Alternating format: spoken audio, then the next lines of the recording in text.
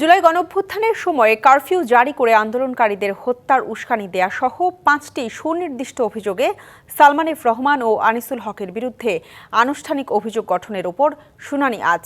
বিচারপতি গোলাম মর্তুজা মজুমদারের নেতৃত্বাধীন ট্রাইব্যুনাল 1-এর 3 সদস্যের বিচারিক প্যানেলে এই শুনানি হওয়ার কথা রয়েছে।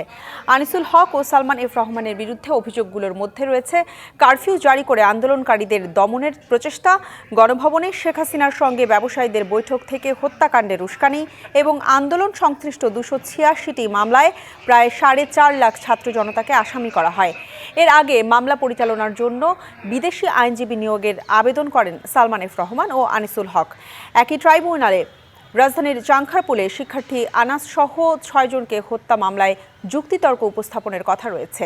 আজ প্রসিকিউশন তাদের যুক্তি উপস্থাপন করবেন আসামি পক্ষের আইনজীবীরা।